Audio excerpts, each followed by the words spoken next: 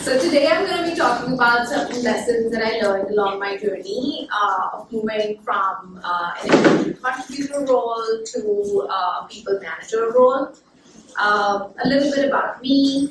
I'm currently a senior manager of data science and analytics at Toast. We enable 170,000 restaurants across the US do what they do best, engage in unreasonable hospitality and good food, while we take care of the heavy lifting, accepting payments, keeping fraudulent actors on the platform. I've worked at a bunch of places before that. PayPal, I started my career as a business analyst in this work called WiDS Associates. I've been in the data world for almost a decade as an academic and then in the industry as well. I feel career advice is most useful when it comes to context, so I want to spend some time talking about how I ended up here. So nearly a decade in data, started off as a business analyst, went back to school for my PhD, thinking that I want to be an academic, but then I was a little shocked because so I did dabble a bit in that, taught learners from technical and non-technical backgrounds to use AI, get their first model running in a Google Colab environment, so that they really walk away from that realizing the importance of data-informed decision making. And while academia taught me rigor, when I stepped into the industry, I realized I had a big blind spot where I thought the algorithm or the model was the entirety of the solution. While in practice, it comes at a very late stage. You start off by depending on why this is a problem that's worth solving. You have the data for that, and if not, then work with other teams to make that happen. And then at Toast, I held a mix of IC and management roles, but I never really planned the transition to people management. An opportunity opened up in the team, and my manager thought that I had some people skills. So he asked me, do I want to give it a try? And it was perfect in a way that it was a small team, so I could just dip my toes, see how I feel about it, and whether it was a long-term fit. So I started with 1, then 2, and now a team of 7. But when I was presented with the opportunity as a chronic list maker, I made a list of pros and cons. So pros were that mentorship and coaching were a big part of my life. As an academic, I informally coach data scientists to convert their academic experience to industry-relevant metrics.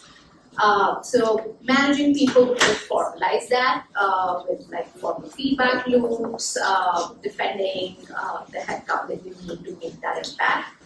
And the cons were, I had to say words like AI and strategy and transformation like at least 10 times a day. But on a serious note, I think none of my data science training really prepared me for the skills that it takes to run to an effective team. And I also had a very personal fear that if I'm not, once I step into the people management role, if I'm not the best technically, then what is the value that I bring to the table? So this talk is important because women represent only 26% of data science roles in the US, and the gap really becomes worse as we move up the management chain. So today, I hope all of you, any woman in analytics and data science who's either considering moving to a people manager role or is new to it, walks away with some useful tips and frameworks on what questions do you really ask yourself at each stage. And the way I've kind of split it up is 3 stages. Stage 1 is when you're thinking of taking up the job. Stage 2 is when you're on the job. And stage 3 is you've done the job 1 or 2 years, but you want to look back and assess whether it's a good long-term fit for you. So the first stage is when you are deciding to make the switch. You're either presented with the opportunity or you're looking to expand your horizons. There's some questions that I found helpful that you should ask yourself before you take the plunge. The first one is, what really energizes you day to day.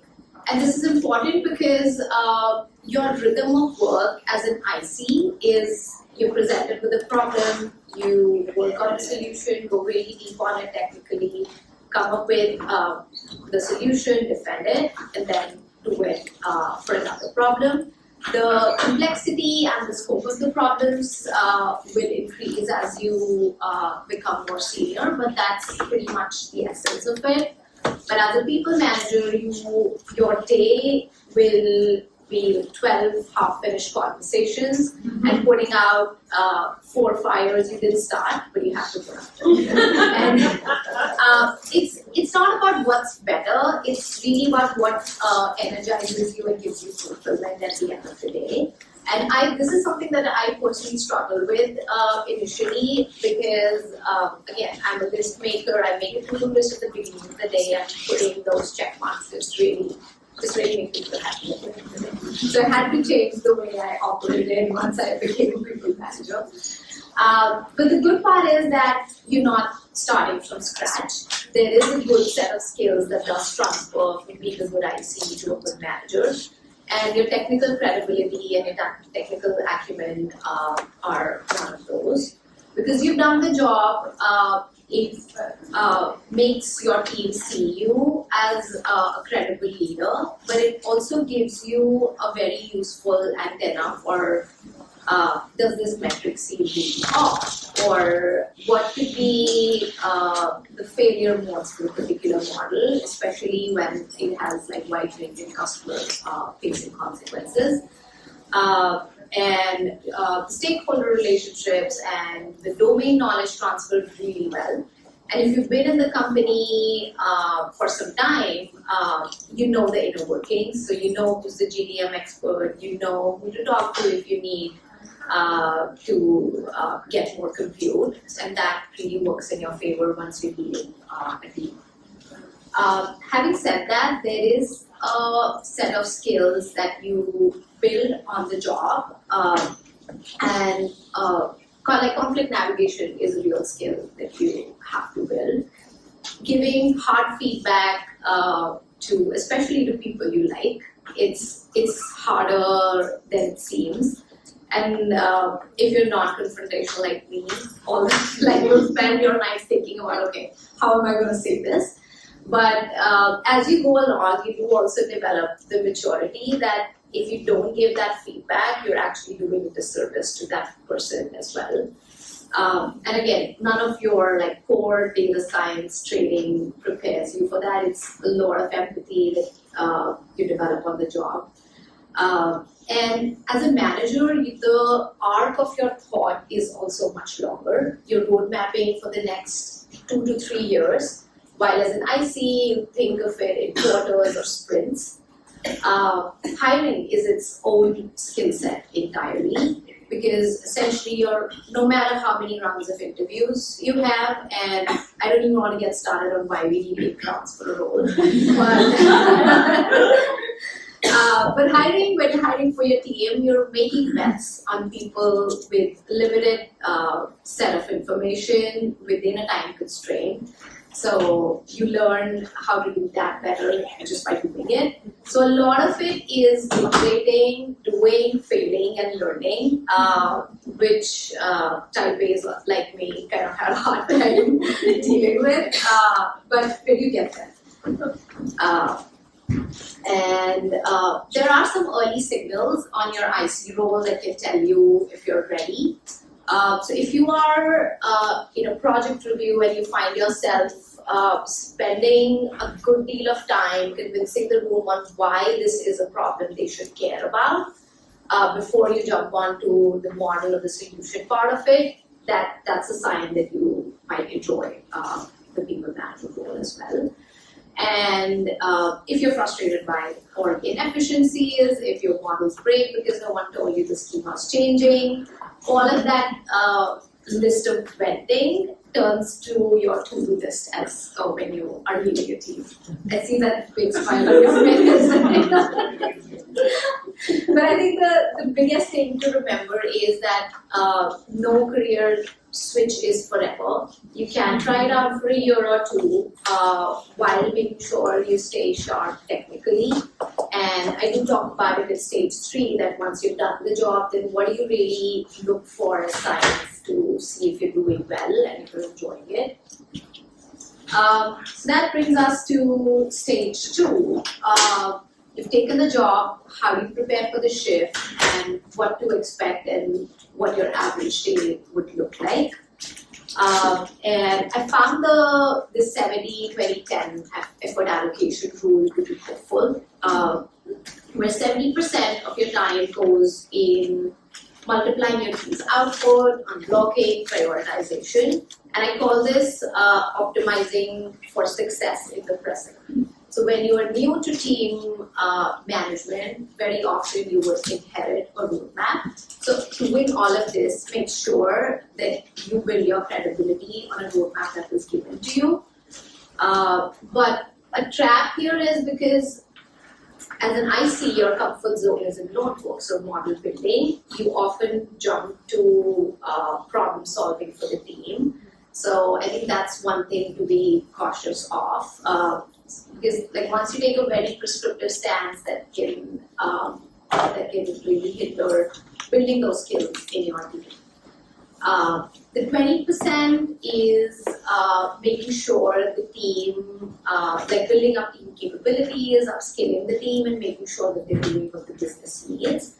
A common mismatch can be that business is looking for causal answers and decision frameworks, while the team is geared more towards descriptive reporting and model building. Another one which is really important here is upskilling in the AI world. And I'm tracking, I went 12 minutes, 35 seconds before I said that. I think that's a record in itself. So I think this applies not just to the team, but for you as well, because this tech stack in itself is so new. So unless you really use it and see what it's capable of, it's going to be a lot of hollow talk if you go and tell your team that reimagine your core workflows with AI. What does that mean and why is that important? You can only show if you build a compelling narrative around it. And tracking usage and tokens is a short way of getting to nowhere. What really helped me here is getting my hands dirty. I started with a problem statement where the weekly business review was like a Monday morning task on my team. We're doing a similar set of dimensional cuts, running RCAs, and presenting a summary, an executive-friendly summary. So I spent blocked some focus time, used Claude Code, and ended up automating 80% of it. It was at a POC stage, and there was a lot of work to be done around it to make it production grade and trustworthy. But that was a compelling narrative for the team to see that it sounds more complicated than it is, and I really loved the takeaway from the layoffs panel. And this is something I need to do too, stay away from LinkedIn for a couple of days, because every time you go on LinkedIn, it's like, oh, the data scientist job family is dead, or the data engineer job family is dead. So apparently Claude Code is killing everyone, but I think actually using it for something that's useful for your team really unlocks value for both you and the team. And the 10% is your IC contributions. And while from a number perspective, it might look a tiny sliver of your time, but it helps you in multiple ways. It helps you unblock better. You cannot unblock what you don't understand. It allows you to demonstrate to your team what growth pathways can look like with the Claude Code example that I gave. And it helps you influence the roadmap, because as a manager, you're road mapping for the next 2 to 3 years. That what do we do, not in the next sprint, not in the next 3 to 4 sprints, but 2 to 3 years from now. And keeping this IC muscle sharp makes you influence strategy, and projects that you do yourself, even if they are POCs, are the most defensible when it comes to like roadmap conversations. But it's also important to have high leverage IC work. So if you are allocating like 10% of your week on IC work but spend it optimizing queries, that's not the best use of your time. Your time is better used if you show a standard approach for causal measurement for pricing moves. So I'd say pick your balance as for what gives you the highest leverage.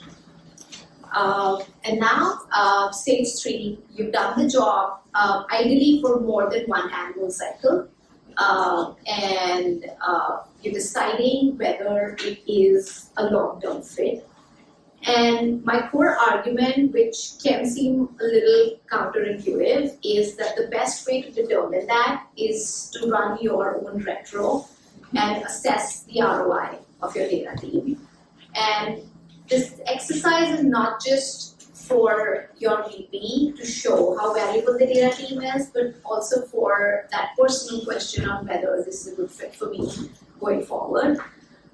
Because if you're able to look back the last 12 to 24 months and clearly articulate what decisions did your team impact, that is a good sign that you're managing well and you would enjoy doing this in the future.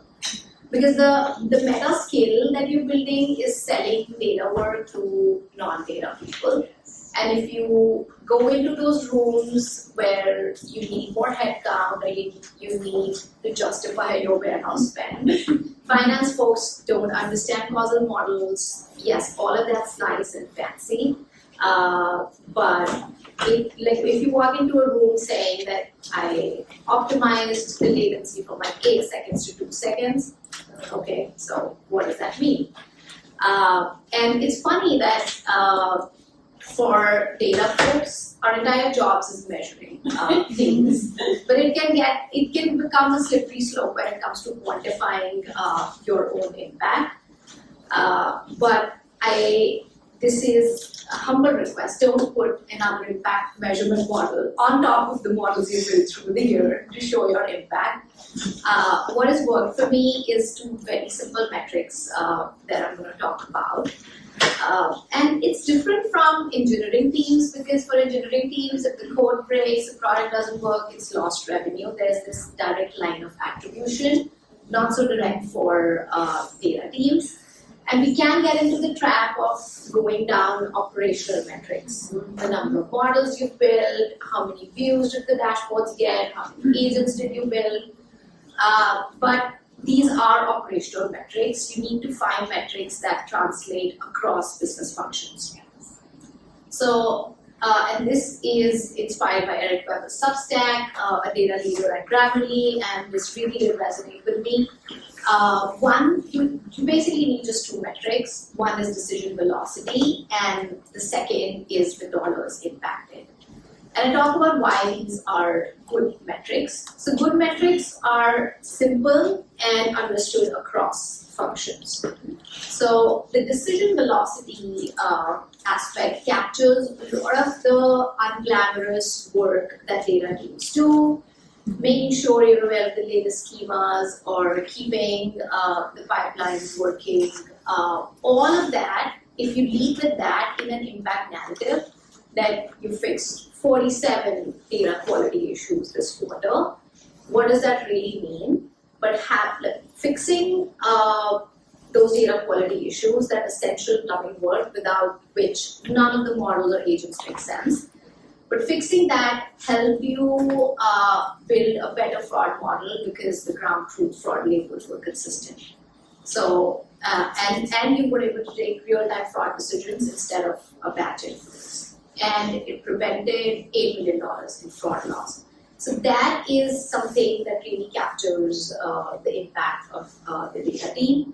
And dollars, I think, is universally understood, doesn't need translation. Everyone gets it. A person who has not touched a data set in their life will also get it.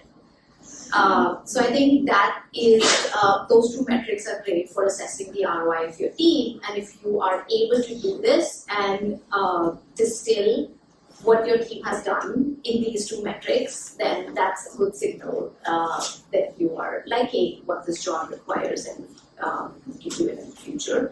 And these are some examples across industries where this kind of framing could help. So let's say if you are in the fintech world building fraud models and the leadership has a question that should we tighten our fraud thresholds.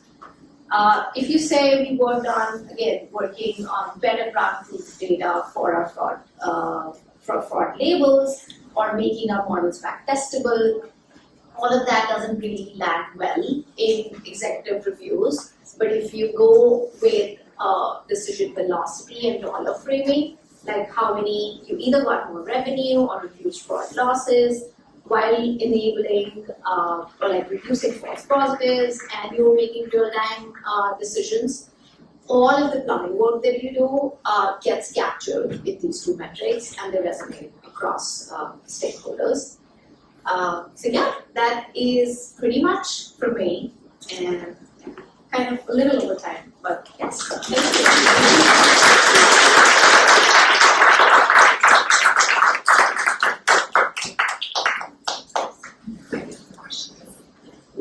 Yes. I think you were talking about how the ideal is to spend 7% of your time augmenting your team output, right? If you're an IC doing that for your team, how do you do that but still get visibility for sort of helping to multiply your team? So you're saying if you are an IC who's Unblock, or IC or even a manager is fine, but how do you get visibility for helping to like scale and multiply and augment your team? so if you are in a formal people management role, the way it's viewed from the outside is your team's wins are your wins. Mm-hmm. So a model that goes out, a data scientist who's on your team might have built it, but it's implicit that you were there to provide design direction and technical direction. As an IC, I think if you're interested in people management roles, what I've seen people do is before they step into the role formally, they decide to coach or mentor a junior person and work with them, help solve a problem end to end. And that's a good way of, and that's really something that your managers looped into, your skip is looped into, so they know that a part of your time is going there. So it's important, I think, to have that buy-in from the leadership, because it's a good point. Like if you're doing something, you're putting your time somewhere, you needed to be like rewarded for it. So I think what really worked for me is to have a chat with my manager on what my success metrics would look like if I'm taking up this role in a formal or an informal position. So let's say if you decide to informally coach someone for a quarter, then that should reflect in the KPIs that have been set for you for that quarter. So I think that's a good formal way of doing it and getting to the model for that. Thank you.